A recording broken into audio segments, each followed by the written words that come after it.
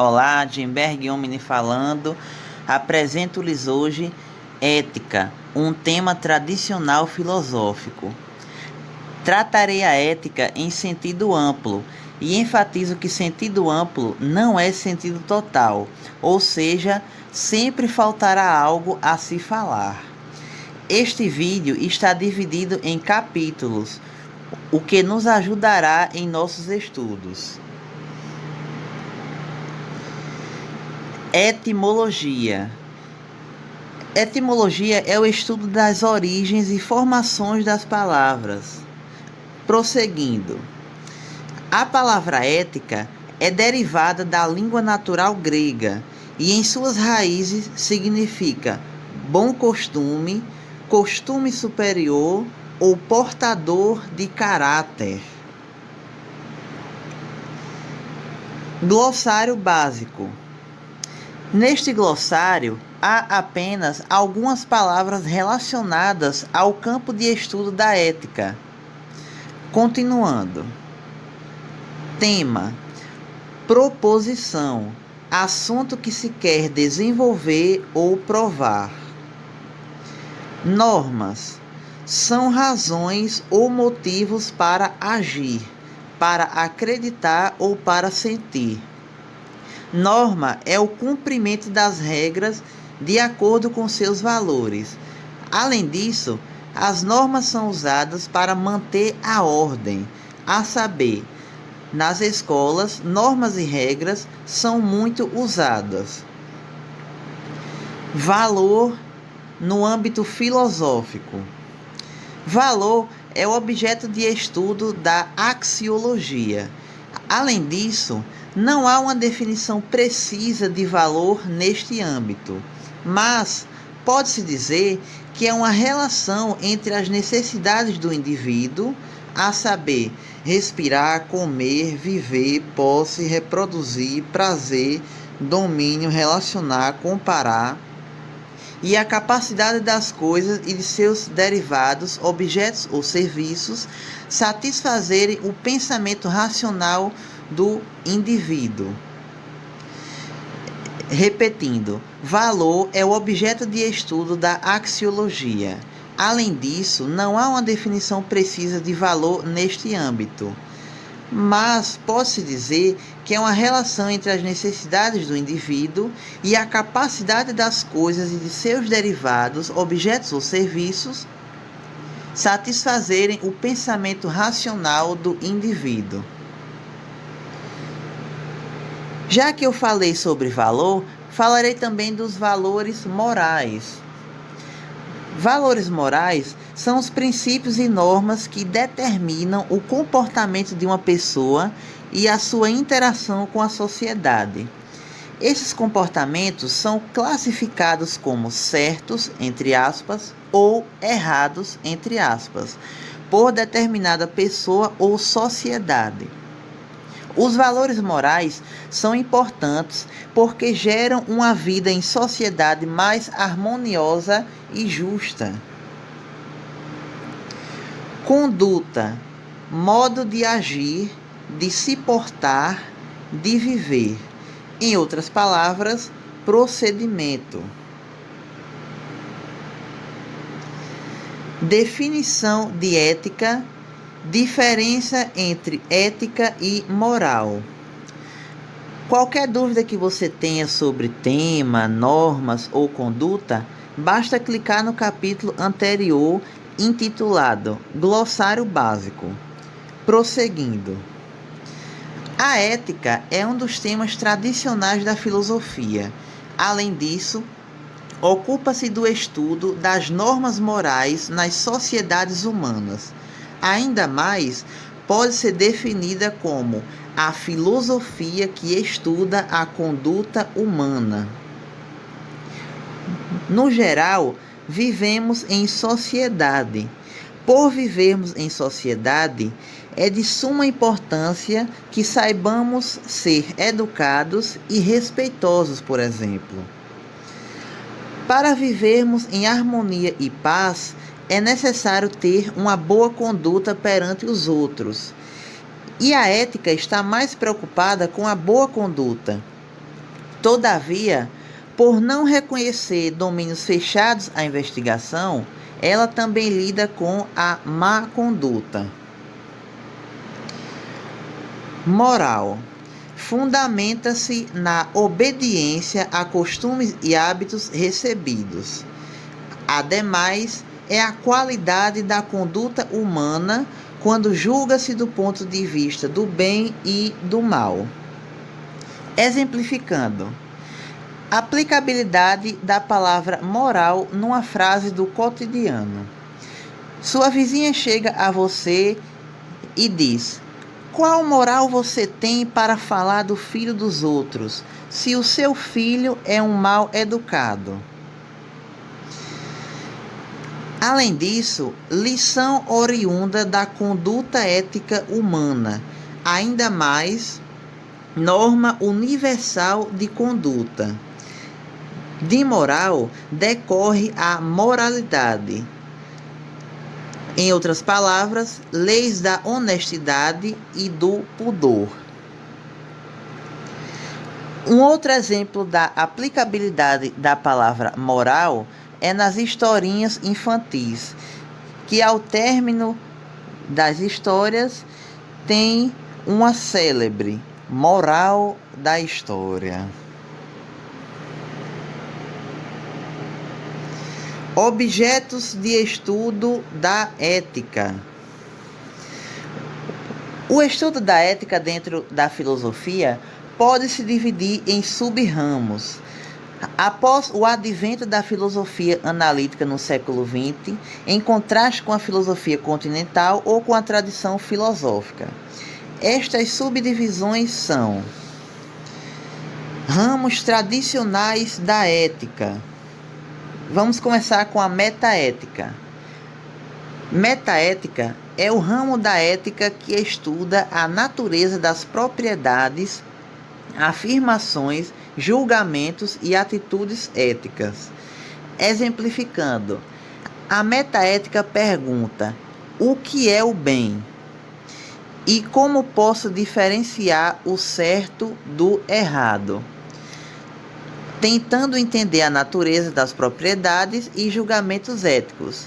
Em outras palavras, o objeto de estudo da metaética.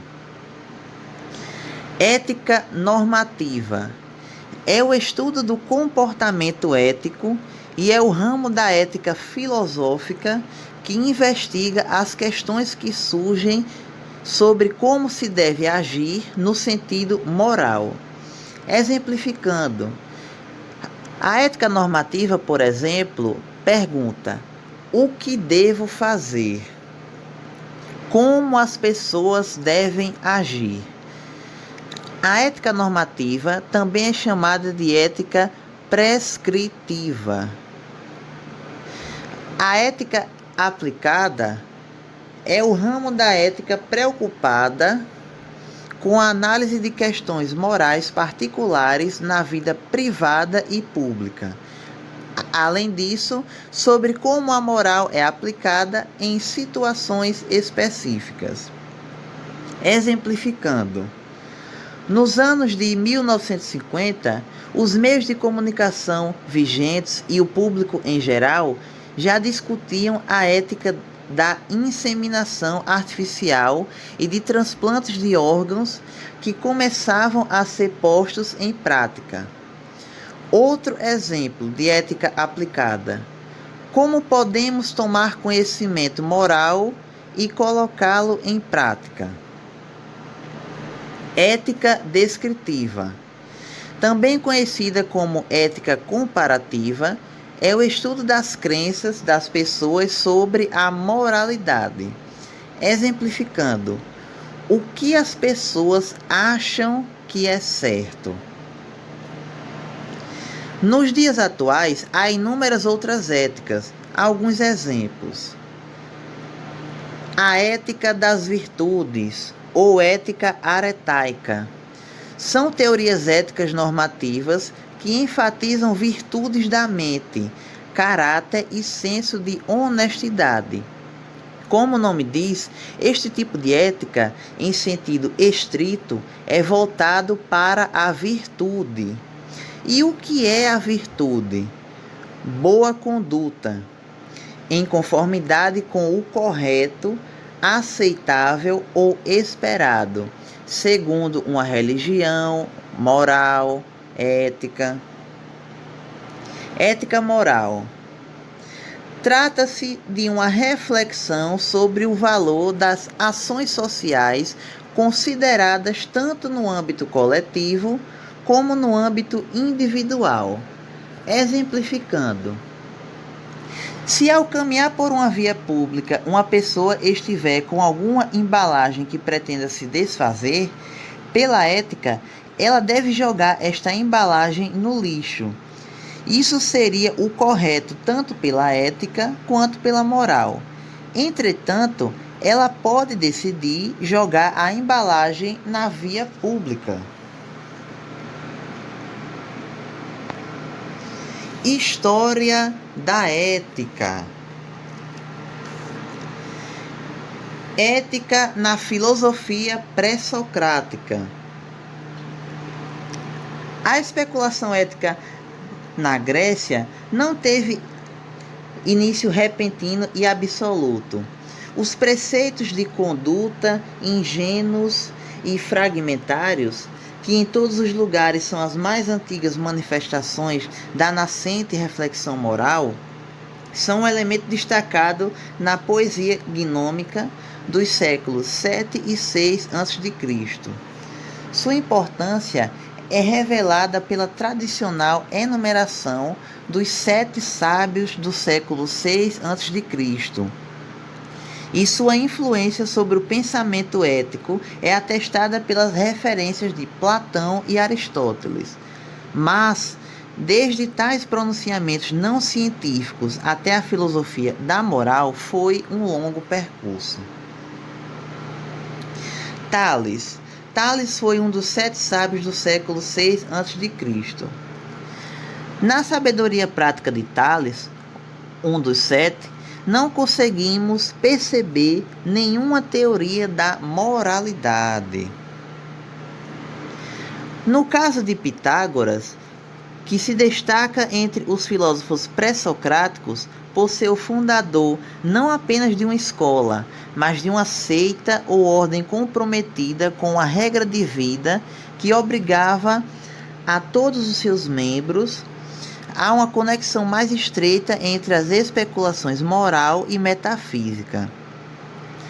A doutrina dos pitagóricos de que a essência da justiça, concebida como retribuição equivalente, era um número quadrado, indica uma tentativa séria de estender ao reino da conduta sua concepção matemática do universo.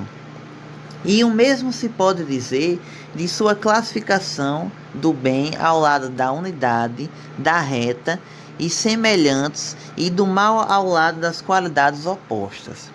Ainda assim, o pronunciamento de preceitos morais por Pitágoras parece ter sido dogmático, ou mesmo profético, em vez de filosófico, e ter sido aceito por seus discípulos numa reverência não filosófica, como o ipse dixit do mestre. O que é ipse dixit? É uma afirmação sem prova ou uma expressão dogmática de opinião. Continuando.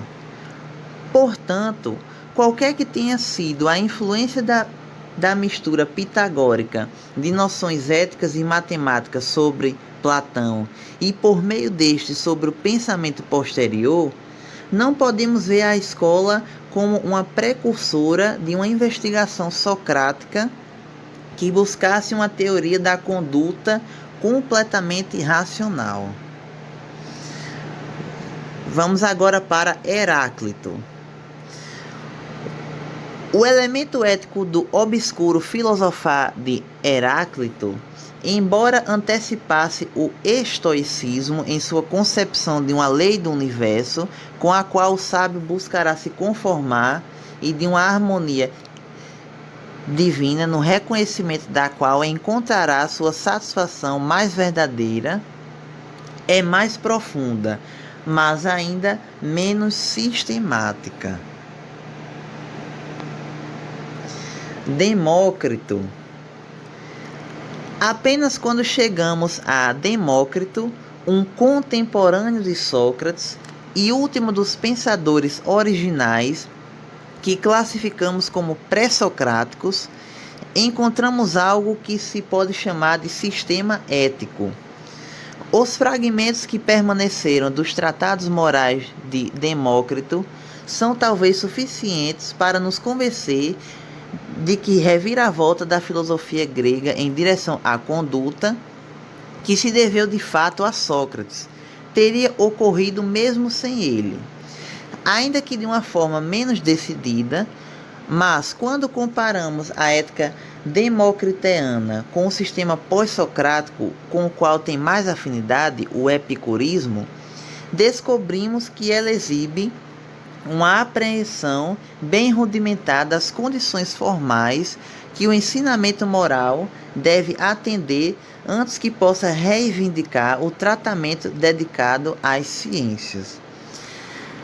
A verdade é que nenhum tipo de sistema de ética poderia ter sido construído até que se direcionasse a atenção à vagueza e inconsistência das opiniões morais comuns da humanidade. Para esse propósito, era necessário que um intelecto filosófico de primeira grandeza se concentrasse sobre os problemas da prática. Ética sofística. Embora Sócrates tenha sido o primeiro a chegar a uma concepção adequada dos problemas da conduta, a ideia geral não surgiu com ele. A reação natural contra o dogmatismo metafísico e ético dos antigos pensadores havia alcançado o seu clímax com os sofistas. Protágoras e Górgias são apenas dois representantes do que, na verdade, foi uma tendência universal a abandonar a teorização dogmática e estritamente ontológica e a se refugiar nas questões práticas. Especialmente, como era natural na cidade-estado grega, nas relações cívicas do cidadão, a educação oferecida pelos sofistas não tinha por objetivo nenhuma teoria geral da vida, mas propunha-se ensinar a arte de lidar com os assuntos mundanos e administrar negócios públicos. Em seu encômio às virtudes do cidadão, apontaram o caráter prudencial da justiça como meio de obter prazer e evitar a dor. Antes de prosseguir, a palavra encômio significa fala ou discurso em louvor de alguém, elogio, gabo. Na Grécia Antiga, hino religioso de louvor. Continuando. Na concepção grega de sociedade, a vida do cidadão livre consistia principalmente em suas funções públicas e, portanto, as declarações pseudoéticas dos sofistas satisfaziam as expectativas da época. Não se considerava a virtude ou excelência como uma qualidade única, dotada de valor intrínseco, mas como virtude do cidadão, assim como tocar bem a flauta era a virtude do tocador de flauta. Vemos aqui, assim como em outras atividades da época, a determinação de adquirir conhecimento técnico e de aplicá-lo diretamente a assuntos práticos. Assim como a música estava sendo enriquecida por novos conhecimentos técnicos, a arquitetura por teorias modernas de planejamento e reguastê, o comando de soldados pelas novas técnicas de tática e dos hoplitas. Do mesmo modo, a cidadania deve ser analisada como inovação sistematizada e adaptada conforme exigências modernas. Os sofistas estudaram esses temas superficialmente. É certo, mas abordaram-nos de maneira abrangente e não é de se estranhar que tenham lançado mão dos métodos que se mostraram bem-sucedidos na retórica, ou seja, na arte de bem falar, e tenham nos aplicado a ciência e arte das virtudes cívicas. O Protágoras de Platão alega, não sem razão, que ao ensinar a virtude, eles simplesmente faziam sistematicamente o que todos os outros faziam de modo caótico. Mas no verdadeiro sentido da palavra, os sofistas não dispunham de um sistema ético, nem fizeram contribuições substanciais, salvo por um contraste com a especulação ética. Simplesmente analisaram as fórmulas convencionais de maneira bem semelhante à de certos moralistas, assim chamados científicos. Ética socrática. A essa arena de senso comum e vagueza, Sócrates trouxe um novo espírito crítico e mostrou que esses conferencistas populares, a despeito de sua fértil eloquência, não podiam defender suas suposições fundamentais, nem sequer oferecer definições racionais do que alegavam explicar. Não só eram assim ignorantes, como também perenemente inconsistentes ao lidar com casos particulares. Desse modo, com o auxílio de sua famosa dialética, Sócrates primeiramente chegou ao resultado negativo de que os pretensos mestres do povo eram tão ignorantes quanto ele mesmo afirmava ser. E, em certa medida, justificou o encômio de Aristóteles de ter prestado o serviço de introduzir a indução e as definições na filosofia. No entanto, essa descrição de sua obra é muito técnica e muito positiva. Se a avaliamos com base nos primeiros diálogos de Platão, em que o verdadeiro Sócrates encontra-se menos alterado, Sócrates sustentava que a sabedoria preeminente que o oráculo de Delfos lhe atribuiu consistia numa consciência única da ignorância. No entanto, é igualmente claro, com base em Platão, que houve um elemento positivo muito importante no ensinamento de Sócrates, que justifica afirmar, junto com Alexandre Bain, que o primeiro nome importante na filosofia ética antiga é Sócrates. A união dos elementos positivo e negativo de sua obra tem causado não pouca perplexidade entre os historiadores, e não podemos salvar a consistência do filósofo, a menos que reconheçamos algumas doutrinas a ele atribuídas por Xenofonte, como meras tentativas provisórias. Ainda assim, as posições de Sócrates mais importantes na história do pensamento ético são fáceis de harmonizar com sua convicção de ignorância e tornam ainda mais fácil compreender sua infatigável inquirição da opinião comum. Enquanto mostrava claramente a dificuldade de adquirir conhecimento, Sócrates estava convencido de que somente o conhecimento poderia ser a fonte de um sistema coerente da virtude, assim como o erro estava na origem do mal. Assim, Sócrates, pela primeira vez na história do pensamento, propõe uma lei científica positiva de conduta. A virtude é conhecimento. Esse princípio envolvia o paradoxo de que a pessoa que sabe o que é o bem não pratica o mal. Mas esse é um paradoxo derivado de seus notórios indubitáveis. Toda pessoa deseja o seu próprio bem e obtê-lo-ia se pudesse. E ninguém negaria que a justiça e a virtude em geral são bens, e entre todos os melhores. Todas as virtudes, portanto, estão sintetizadas no conhecimento do bem. Mas esse bem, para Sócrates, não é um dever que se opõe ao interesse próprio. A força do paradoxo depende de uma fusão do dever e do interesse numa única noção de bem. Uma fusão que era prevalecente no modo de pensar da época. Isso é o que forma o núcleo do pensamento positivo de Sócrates, segundo Xenofonte. Ele não podia oferecer nenhuma abordagem satisfatória do bem em abstrato e esquivava-se de qualquer questão sobre esse ponto, dizendo que não conhecia nenhum bem que não fosse bom para alguma coisa em particular. Mas esse bem particular é consistente consigo mesmo. Quanto a si, estimava acima de todas as coisas a virtude da sabedoria.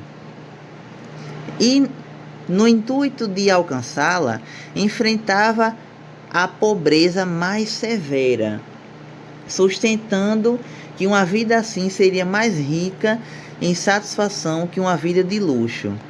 Essa visão multidimensional é ilustrada pela curiosa mistura de sentimentos nobres e meramente utilitários em sua abordagem sobre a amizade.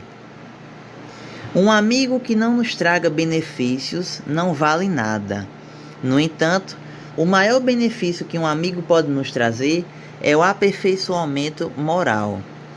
As características historicamente importantes de sua filosofia moral, se tomarmos conjuntamente como devemos seus ensinamentos e o seu caráter pessoal, podem ser sintetizados da seguinte maneira: 1. Uma busca apaixonada por um conhecimento que não está disponível em lugar algum, mas que, se encontrado, aperfeiçoará a conduta humana. 2. Simultaneamente, uma exigência de que os homens deveriam agir na medida do possível, conforme uma teoria coerente. 3.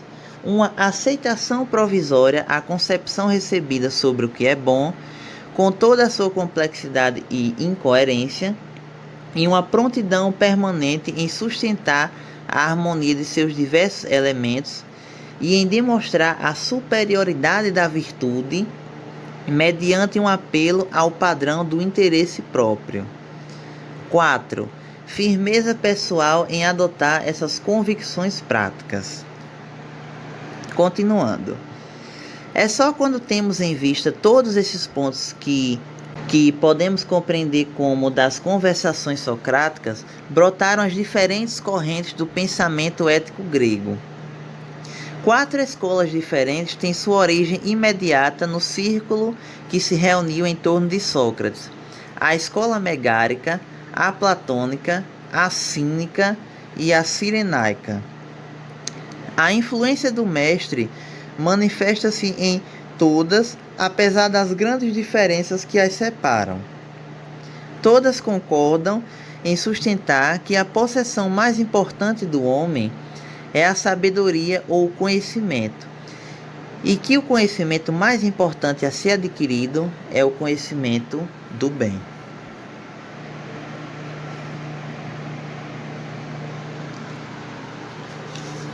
Platão e Aristóteles.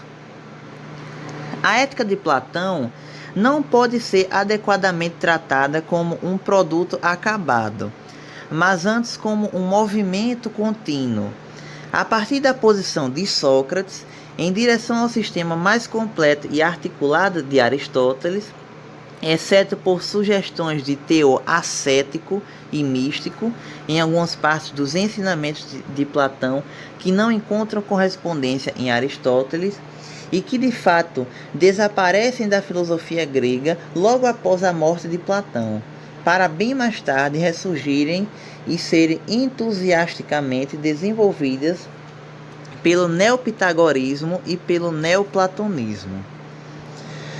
O primeiro ponto em que podemos identificar uma concepção ética platônica distinta da de Sócrates está presente no Protágoras. Nesse diálogo, Platão aplica esforços próprios, embora nitidamente examinados, em definir o objeto daquele conhecimento que ele e seu mestre consideravam ser a essência de toda a virtude. Esse conhecimento seria, na verdade, uma mensuração de prazeres e dores, por meio da qual o sábio evita erroneamente subestimar as sensações futuras em comparação com o que se costuma chamar de ceder ao medo e ao desejo.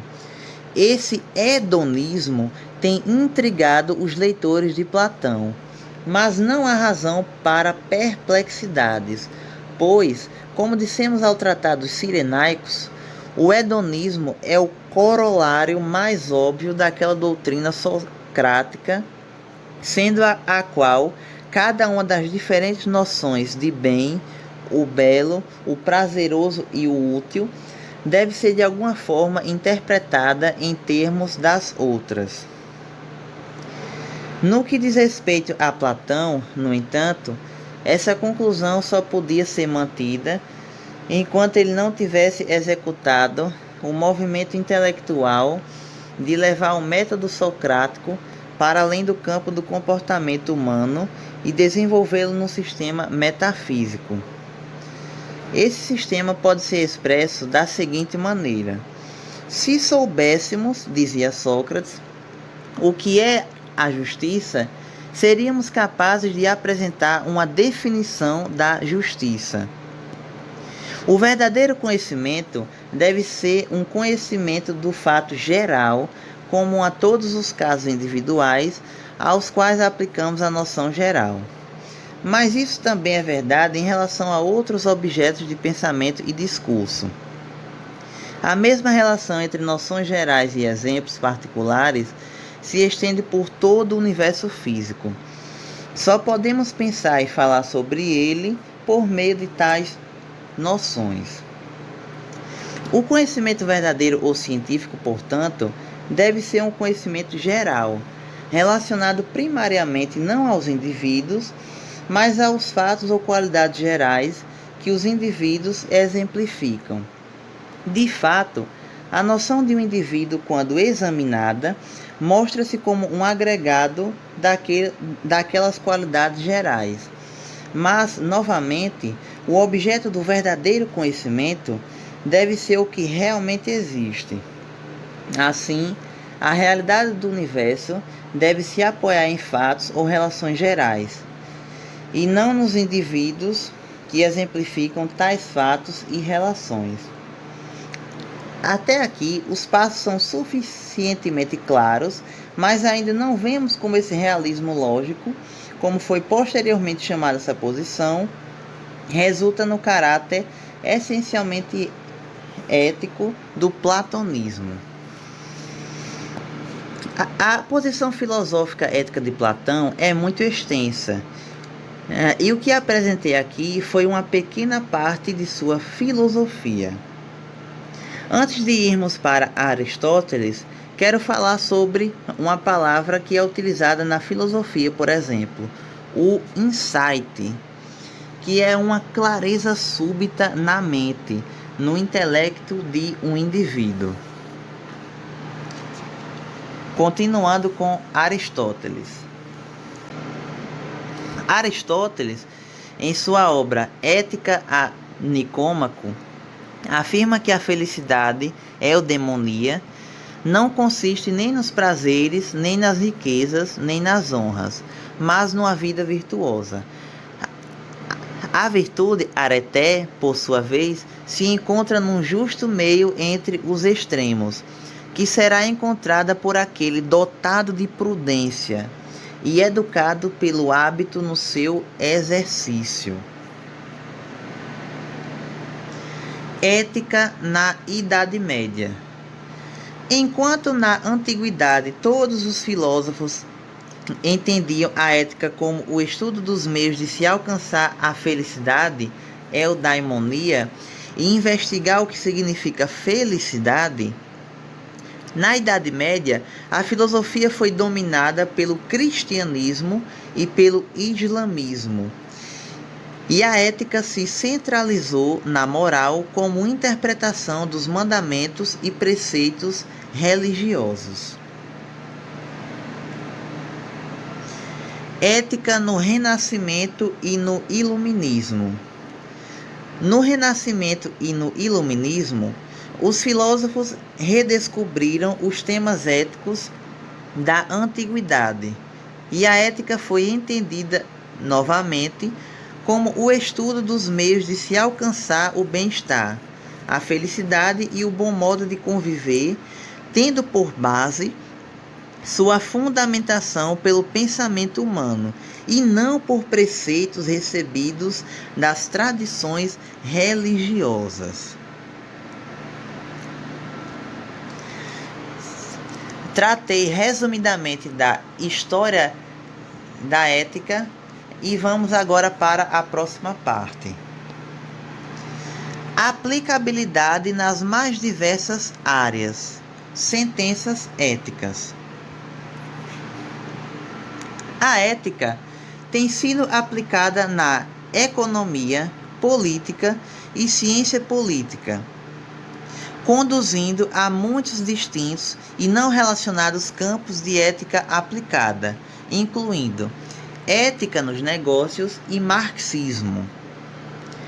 Também tem sido aplicada à estrutura da família, à sexualidade e como a sociedade vê o papel dos indivíduos, conduzindo a campos da ética muito distintos e não relacionados, como o feminismo e a guerra, por exemplo. A visão descritiva da ética é moderna e de muitas maneiras mais empírica sob a filosofia grega clássica, especialmente Aristóteles. Sobre sentenças éticas. Inicialmente, é necessário definir uma sentença ética, também conhecido como uma afirmação normativa. Trata-se de um juízo positivo ou negativo em termos morais de alguma coisa.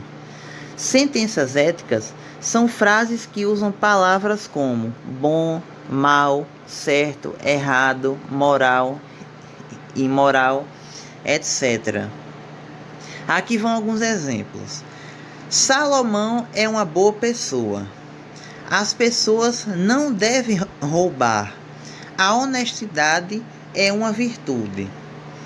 Em contraste, uma frase não ética precisa ser uma sentença que não serve para uma avaliação moral.